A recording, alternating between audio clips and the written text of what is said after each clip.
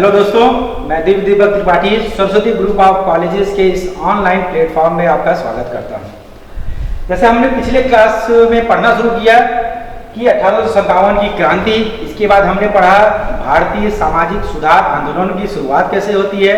उसमें हमने राजा राम मोहन राय जी के बारे में पढ़ा, ब्रह्म समाज के बारे में पढ़ा, ठीक है, वेद समाज के बारे में पढ़ा, ठीक है, प्रार्थना समाज के बारे में पढ़ा। उसी श्रृंखला में आज हम लोग जो चौथे सेमेस्टर के सामाजिक अध्ययन में हम लोग पढ़ेंगे भारत के सामाजिक एवं धार्मिक सुधार आंदोलन के अंतर्गत इस आर्य समाज के बारे में। ठीक है, अब आर्य समाज को पढ़ने से पहले हम ये जानेंगे कि आर्य समाज का आखिर तात्पर्य क्या है। इसमें जो आर्य है इसका क्या मतलब होगा, क्यों रखा गया है ये आर्य नाम। तो आर्य से मतलब होता है श्रेष्ठ, विद्वान। तो जब दयानंद सरस्वती जी जो इसके संस्थापक थे, जिन्होंने जब समाज का निर्माण किया, तो उन्होंने कहा कि जितने भी भारतीय हैं वो सभी क्या हैं, श्रेष्ठ हैं, वो सभी क्या हैं, महान हैं। और हम सबका पुनः हम महान बनेंगे, हम पुनः अपनी वेदों की परंपरा को निभाएंगे। और जो इसलिए उन्होंने इसका नाम रखा आर्य समाज। तो इसी आर्य समाज के कार्यों के, इसकी उपलब्धियों के बारे में, दयानंद सरस्वती जी के कार्यों के बारे में हम विस्तृत रूप से अध्ययन करेंगे। तो आज की क्लास करने के बाद हम कौन कौन से उद्देश्य अपने प्राप्त करेंगे। पहला, दयानंद सरस्वती जी के बारे में हम लोग पढ़ेंगे, उनके उपलब्धियों के बारे में पढ़ेंगे, उनके कार्यों के बारे में पढ़ेंगे, आर्य समाज के बारे में अध्ययन करेंगे कि किस तरह इस समाज का निर्माण होता है, ठीक है, स्थापना होती है। आर्य समाज के प्रमुख उद्देश्यों के बारे में पढ़ेंगे, इन्हीं जिस उद्देश्यों को पूर्ण करने के लिए आर्य समाज के विभिन्न जो कार्य होते हैं उनके बारे में हम अध्ययन करना आज के क्लास में करेंगे। तो चलिए एक एक पॉइंट करके हम लोग एक एक टॉपिक पढ़ना शुरू करते हैं। सबसे पहले आर्य समाज की स्थापना क्या होती है। तो आर्य समाज की जो स्थापना होती है ये होता है 10 अप्रैल 1875 ईस्वी को। स्थान क्या होता है, बंबई में। और इसका जो स्थापना किया था वो श्रेय जाता है स्वामी दयानंद सरस्वती जी को। ठीक है, स्थापना के कुछ वर्षों बाद बंबई से इनका सेंटर चेंज हो जाता है और इनका सेंटर हो जाता है लाहौर। इसीलिए आर्य समाज के जो हम अधिकांश कार्य देखते हैं, जो प्रभाव क्षेत्र देखते हैं, हम पश्चिम भारत की ओर देखते हैं। ठीक है, तो शुरुआत तो बंबई से होता है, लेकिन कुछ ही समय बाद, 2-3 वर्षों बाद इनकी जो अपना कार्य क्षेत्र था, जो हेडक्वार्टर था, उन्होंने पश्चिम भारत में लाहौर में चेंज कर दिया। अब इस जो आर्य समाज थे, इसके समस्त सिद्धांतों का, इनके समस्त कार्यों का जो श्रेय जाता है स्वामी दयानंद सरस्वती जी को जाता है। अब स्वामी दयानंद सरस्वती जी के बारे में भी जानना जरूरी है, क्योंकि इन्हीं के विचारों से ही तो आर्य समाज के विचार प्रभावित होंगे। ठीक है, तो जैसे नाम में आया था स्वामी, अर्थात ये एक सन्यासी थे। दयानंद जो सरस्वती थे ये एक सन्यासी थे। और जैसे हिंदू परंपरा में है, सन्यासी परंपरा में है कि व्यक्ति का मूल नाम तो कुछ और होता है, लेकिन जब वो संन्यास ग्रहण करता है तो उसका नाम परिवर्तित कर दिया जाता है। ठीक है, तो इसी तरह जब दयानंद सरस्वती जी का मूल नाम की बात करें, वास्तविक नाम उनका था मूल शंकर तिवारी, जो एक ब्राह्मण परिवार में पैदा होते हैं। इनका जन्म जो होता है वो गुजरात के मोरबी नामक स्थान पर 12 फरवरी 1824 ईस्वी को होता है। और मृत्यु जो होता है उनका अजमेर में 30 अक्टूबर 1883 को उनकी मृत्यु हो जाती है। तो महान विभूति स्वामी दयानंद सरस्वती जी के बारे में हम लोग डिटेल में पढ़ना शुरू करते हैं। स्वामी दयानंद सरस्वती ब्राह्मण परिवार में पैदा हुए थे, तो बचपन से ही इनका वेद, धर्म, पुराणों इत्यादि जितने भी धार्मिक ग्रंथ थे उनके पढ़ने में इनका काफी समय बीतता है। और धीरे धीरे इन किताबों के अध्ययन के फलस्वरूप जो इनका व्यक्तित्व रहता है वो संन्यास की तरफ जाना शुरू होता है। और अंत में 21 वर्ष की अवस्था में, क्योंकि अब 1846 के करीब वो क्या करते हैं, ज्ञान की प्राप्ति के लिए सामाजिक बंधनों को तोड़ते हुए अपने घर का त्याग करते हैं और ज्ञान प्राप्ति के लिए भारत भ्रमण पर निकल जाते हैं।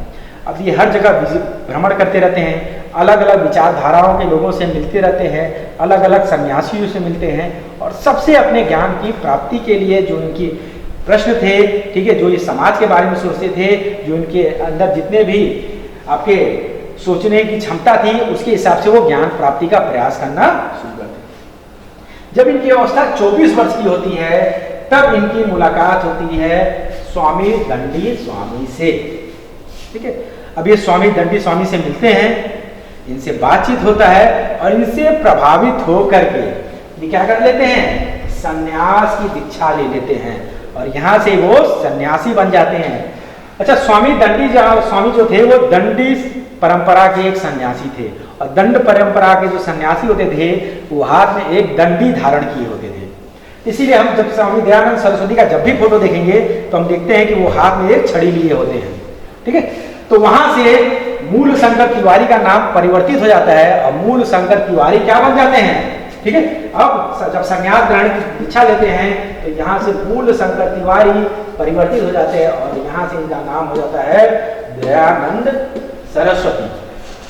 अब संन्यास का ग्रहण करने के बाद वो पूरे भारत में भ्रमण करना शुरू करते हैं, अलग अलग जगहों पर भ्रमण करना शुरू करते हैं और लगभग 1861 ईस्वी में इनकी मुलाकात होती है मथुरा के स्वामी विरजानंद जी से। विरजानंद जी ये अंधे थे, इनको दिखाई नहीं देता था, लेकिन ये इनको वेदों का ज्ञान, उपनिषदों का ज्ञान डिटेल में था और कीर्तन के माध्यम से, भजन के माध्यम से उसको प्रस्तुत करते थे। तो जैसे ही स्वामी दयानंद सरस्वती जी का संपर्क होता है विरजानंद जी से तो उनसे प्रभावित होकर के उनके शिष्य बन जाते हैं और इनके गुरु जो रहते हैं वो कौन होते हैं, स्वामी विरजानंद। तो दो प्रश्न आते हैं जिसमें हम अधिकांशतः कंफ्यूज जाते हैं कि स्वामी दयानंद सरस्वती को संन्यास का ग्रहण किसने करवाया, सन्यासी किसने बनाया। तो आंसर होगा स्वामी दंडी स्वामी। और दूसरा क्वेश्चन आता है स्वामी दयानंद सरस्वती के गुरु कौन रहते हैं, तो आंसर क्या होगा, स्वामी विरजानंद। और यहीं से वो भी वेदों का प्रचार करना शुरू करते हैं और एक नारा देते हैं, पुनः वेदों की ओर चलो। मतलब जो हमारे पुराणों में लिखा हुआ है, जो वर्तमान समय में भारतीय या स्पेशल कहें हिंदू धर्म का जो स्वरूप है, वो चीजें वेदों में लिखी ही नहीं है।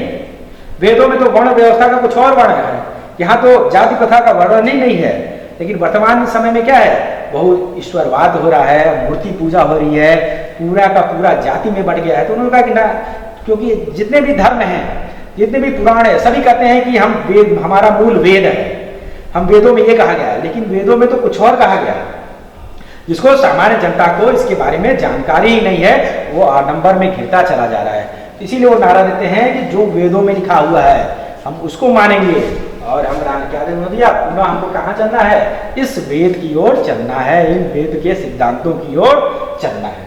ठीक है, अब धीरे धीरे प्रभाव पड़ने लगता है। समय आता है 1863 ईस्वी में। 1863 ईस्वी में हरिद्वार में कुंभ मेला लगता है और वहां वो इस धर्म के प्रचार के लिए, हिंदू धर्म के प्रचार के लिए, यहाँ जितने भी कुरीतियां आ गई थी, जितने भी आडंबर आ गए थे, इसके विरोध करने के लिए वो एक पताका फहराते हैं। ठीक है, एक पताका फहराते हैं और इस पताका को नाम देते हैं पाखंड खंडनी। हम मतलब हिंदू धर्म में जितने भी पाखंड हो गए हैं, आज के बाद मेरा ये ड्यूटी होगा, मेरा ये कर्तव्य होगा, उस पाखंड को मैं क्या करूं, खंड करूं। तो पाखंड खंडनी पताका फहराते हैं। कुछ किताबों में आपको मिलेगा आगरा में, कंफ्यूज होने की जरूरत नहीं है। हरिद्वार के बाद वो आगरा आते हैं और वहां से आधिकारिक रूप से अपने इन कार्यक्रमों की वो शुरुआत करते हैं। उसके बाद 1880 के तत्वाधान में 1875 तक आते आते ये अपने विचारों से एक संस्था बनाते हैं और इस संस्था का नाम होता है आर्य समाज। ठीक है, इसमें एक चीज बात, 1872 ईस्वी में इनकी मुलाकात होता है केशव चंद्र सेन से। ये केशव चंद्र सेन हम हर क्लास में पढ़ते हैं।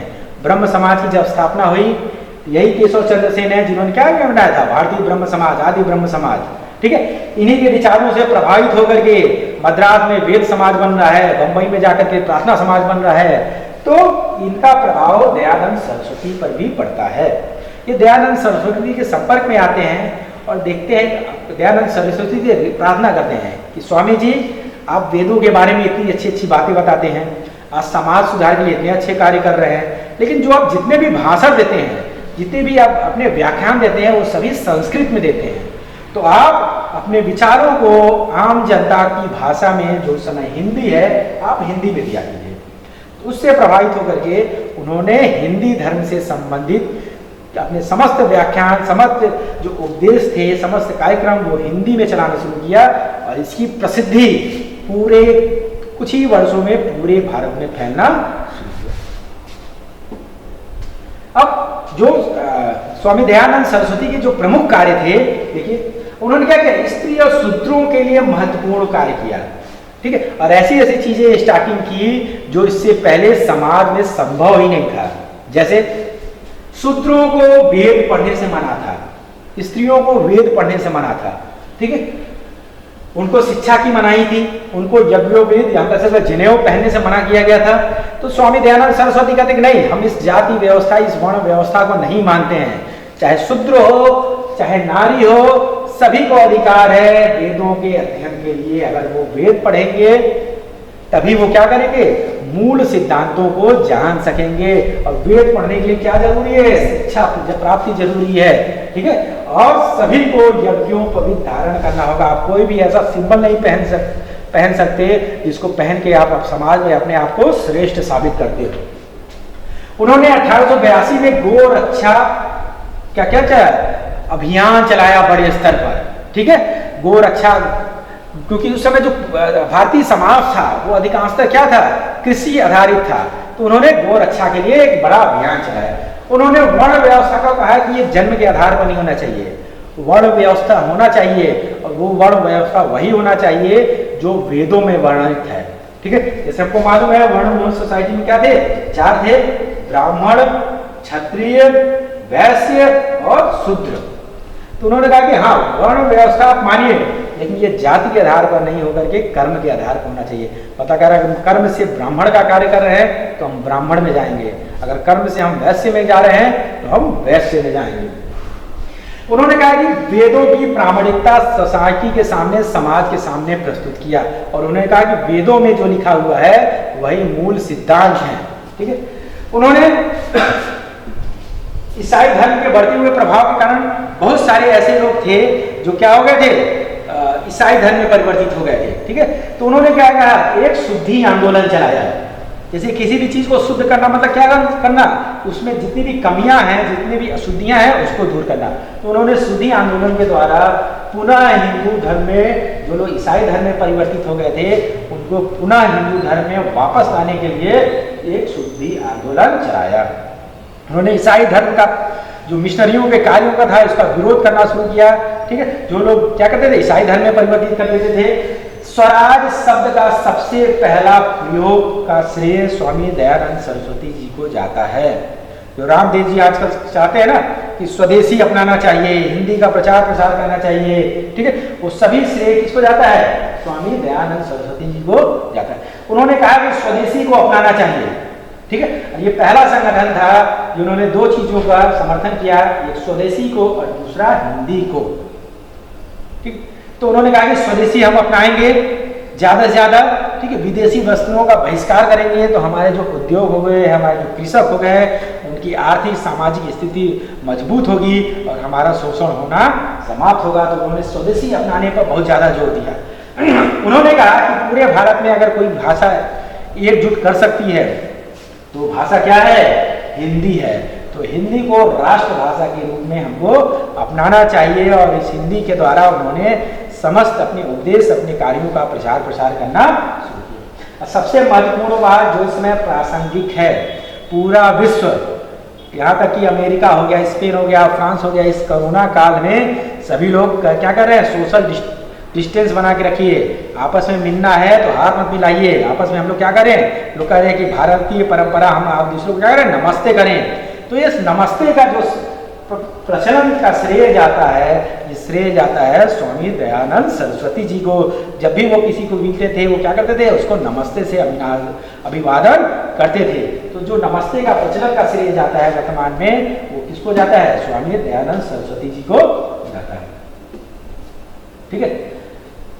इनकी जो प्रमुख रचनाएं अगर देखा जाए तो सत्यार्थ प्रकाश सबसे महत्वपूर्ण रचना जो हिंदी में लिखी गई थी, ठीक है, 1874 में लिखा था।